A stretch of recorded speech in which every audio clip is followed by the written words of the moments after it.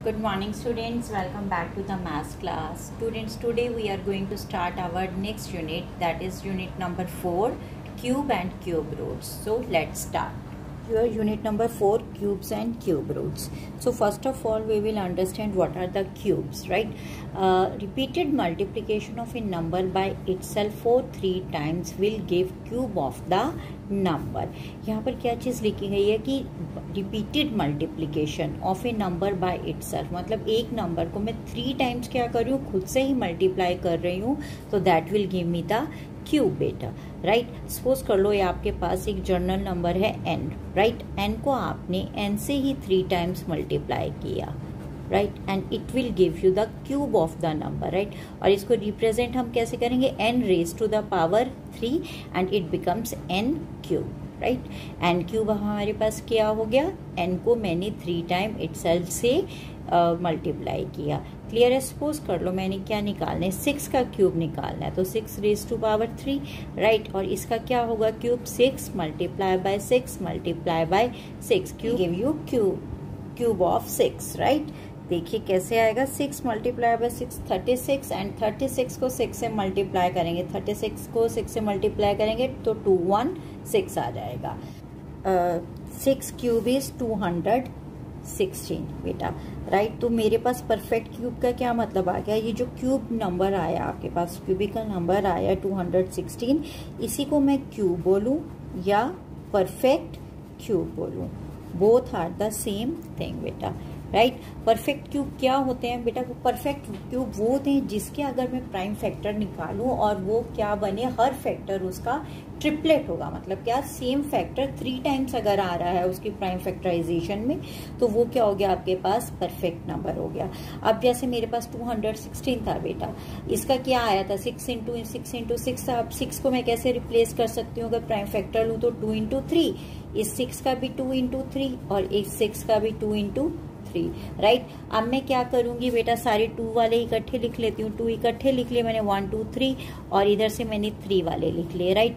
अब मेरे पास क्या हो रहा है, इसके 2 प्राइम फैक्टर निकल आए 216 के, एक 2 और एक दूसरा 3, राइट. अब जब मैं इसको क्या करूंगी, देखिए इसका 2 का भी एक ट्रिपलेट बन गया, ट्रिपलेट माने ग्रुप ऑफ 3 नंबर्स, राइट. तो एक ट्रिपलेट ये बन गया और एक ट्रिपलेट बन गया मेरे पास 3, तो परफेक्ट ट्रिपलेट 2 बन गए, तो ये मेरे पास क्या आ गया, परफेक्ट क्यूब बन गया. क्लियर हो गया. वो नंबर जिसके फैक्टर्स क्या आ रहे हैं मेरे पास, परफेक्ट ट्रिपलेट आ रहे हैं, बन रहे हैं, तो वो क्या होता है हमारे पास, वो होता है perfect cube. Now here it is a list of cubes from number 1 to 20, right बेटा. ये आपके पास 1 to 10 यहाँ तक नंबर के क्यूब्स दिए हुए हैं, 11 से 20 तक यहाँ पर दिए हुए हैं. क्लियर हो गया यहाँ से आपके पास. अब यहाँ से हम डिस्कस करेंगे प्रॉपर्टीज ऑफ क्यूब. सबसे पहली प्रॉपर्टी क्या दी गई है क्यूब की, that cube of an odd number is odd. मतलब क्या, अगर हम किसी ऑड नंबर का क्यूब निकाल रहे हैं तो उसका क्यूब भी क्या होगा, ऑड होगा. यहाँ से देख लीजिए बेटा, 3 क्या है, ऑड नंबर होता है ना बेटा, और इसका क्यूब भी क्या आया मेरे पास, 27, ऑल्सो ऑड, राइट. 5 ऑड है, उसका क्यूब भी क्या आ रहा है, 125. सेकेंड प्रॉपर्टी क्या कहती है, cube of an even number is even. So you can verify this from here. देखिए 12 का हमारे पास क्यूब क्या आता है, 1728. 12 इवन है तो उसका क्यूब भी क्या है, इवन है. 18 देख लीजिए, 18 का क्यूब क्या आ रहा है, 5832. 18 भी इवन और इसका क्यूब भी इवन हो गया. क्लियर हो गया. यहाँ से क्लियर होगी 2 properties. Next property says that cube of A negative number is negative. मतलब जब भी मैं किसी नेगेटिव नंबर का क्यूब निकालूंगी बेटा, तो आपके पास आंसर क्या आएगा, हमेशा नेगेटिव में ही आएगा. आपको पता है ना, जब हम negative odd count of negative numbers को मल्टीप्लाई करते हैं तो आंसर हमेशा क्या आता है मेरे पास, नेगेटिव.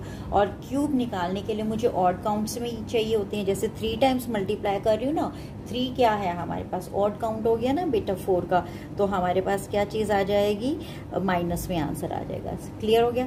नेक्स्ट आता है बेटा हमारे पास cube of a rational number says. मतलब क्या, अगर कोई रैशनल नंबर है हमारे पास p अपॉन क्यू में और उसका होल का क्यूब है, तो उसको मैं कैसे लिख सकती हूँ, p का क्यूब अलग से अपॉन q का क्यूब अलग से, राइट। दोनों का आंसर क्या होगा, सेम होगा। ये हम यहाँ से चेक भी कर सकते हैं। 4/5 होल का क्यूब, इसका क्या मतलब हो गया कि 4 का क्यूब अपॉन 5 का क्यूब। आप इसको इकट्ठे लिखिए इस क्यूब को या इंडिविजुअली लिखिए, ठीक है। आंसर क्या आएगा, सेम ही आएगा आपके पास। इसी तरह से सेम आता है आपके पास प्रोडक्ट वाला।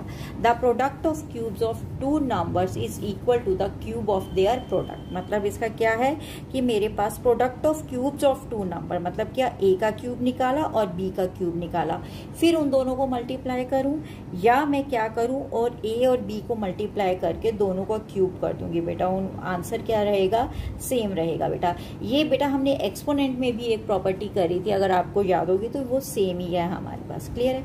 नेक्स्ट आ जाता है, if A number is a multiple of 3 it's cube is a multiple of 27। मतलब क्या हो गया, हमारे पास कोई भी नंबर जो 3 का मल्टीपल है बेटा, ठीक है, तो उसका क्यूब किससे मल्टीपल होगा, 27 का, क्योंकि 3 का क्यूब क्या होता है बेटा, 27। क्लियर हो गया। Next is students, how we can find out whether a given number is a perfect cube or not, right? For this we have to find out we have to find out the prime factor of that number. Like देखिए, it is question number 2 B part in your book, right? The number is 1728 and I have to check whether this number is a perfect cube or not. तो सबसे पहले मैं क्या करूँगी इसके, we will go for its prime factorisation, right. And here I have taken the prime factor of this number, right. After taking prime factorisation we have to make triplet of each factor like 2, right? Now I'm going to make the triplet, mean group of 3 numbers, right? First group is this, second group is this, and the third group is this. देखिए, in these 3 groups all the same factors are there. It is a triplet of 2, again it is a triplet of 2, and here it is triplet of 3. All the prime factors are divided into triplets, right? अब इसमें कोई भी 1 के अलावा कोई भी इसका prime factor extra नहीं बचा ना, सबके ट्रिपलेट बन गए बेटा। तो this number is a perfect cube. अगर ऐसा कोई केस हो जिसमें क्या हो, हमारे पास कोई एक नंबर ऐसा, एक फैक्टर ऐसा बच जाए जिसका ट्रिपलेट ना हो बेटा, तो उस केस में वो क्या हो जाएगा, that number is not a perfect cube. See another example, 11664. We have to check this number whether this number is a perfect cube or not, right? So same way I have taken the prime factor of this number, right? Here I have written all the prime factor. Now for checking, what I am going to do, I am going to make the triplet of each factor, right? First one is 2, right? तो मैंने triplet बनाया बेटा, first 2 is there, first 3 2s are here, next 2 ये तो अकेला रह गया, अब इसके साथ ये ट्रिपलेट नहीं बन रहा, तो अभी हम इसे छोड़ देते हैं बेटा, राइट। नेक्स्ट देखते हैं बेटा, ये 3 का ट्रिपलेट बन गया, नेक्स्ट भी क्या हो गया बेटा, 3 3s आर देयर, तो ये ट्रिपलेट भी बन गया। बट हियर यहाँ पर क्या है, ये 2 का क्या है, इनकम्प्लीट ट्रिपलेट है ना बेटा। ये इनकम्प्लीट होने से क्या हो गया हमारे पास, this number is not a perfect cube. यहाँ से ये चीज़ क्लियर हो गई, राइट। अब इसी में और हम आगे बढ़ते हैं। If we have to make this number a perfect cube by multiplying any number, तो what will be that number. अगर मुझे इस नंबर को परफेक्ट क्यूब बनाना है तो वो कौन सा नंबर होगा जिससे मैं इसको मल्टीप्लाई करूँगी। तो देखिए यहाँ से देख लीजिए, all these are the prime factors of this number, right, and it is a complete triplet. 3 is also complete triplet, here is also a complete triplet। यहाँ पर मेरे पास इनकम्प्लीट कौन सा है, 2 है ना। अगर मैं इस 2 का कंप्लीट ट्रिपलेट कर दूँ तो मेरे पास क्या हो जाएगा, वो परफेक्ट क्यूब बन जाएगा। इसको कंप्लीट करने के लिए मुझे क्या करना पड़ेगा, यहाँ पर 1 multiply by 2 and multiply by 2। क्या ये जो प्राइम फैक्टर्स थे उसको टोटल मैंने किससे मल्टीप्लाई किया, 4 से ना, 2 2s are 4, तो ये सारे फैक्टर किसके हो गए, एक परफेक्ट क्यूब के हो गए बेटा, राइट। तो मेरे पास क्या नंबर आया जिससे मैंने मल्टीप्लाई किया था, 4, तो वो नंबर निकल आ जाएगा। If I multiply 11664 by 4 that will gives me a perfect cube. और ये नंबर क्या आएगा मेरे पास, दैट नंबर्स बिकम बेटा 4 6 6 5 6, that be this number be a perfect cube. Clear हो गया। तो मैंने इस नंबर को, जो कि एक नॉन परफेक्ट क्यूब था, उसको 4 से मल्टीप्लाई करके एक परफेक्ट क्यूब फाइंड आउट कर दिया। ओके स्टूडेंट, अब सेकंड केस आता है बेटा हमारे पास। अब ये तो हमें पता है कि ये जो नंबर है 111664 ये not a perfect cube, right. अगर मल्टीप्लाई करना है तो मेरे पास डिजिट आ गई कि मैं उससे किससे करूँगी, 4 से मल्टीप्लाई करूँगी। बट अगर ये पूछा जाए कि आप किस नंबर से डिवाइड करेंगे कि ये नंबर परफेक्ट क्यूब में कन्वर्ट हो जाए बेटा, तो वो कौन सा नंबर होगा?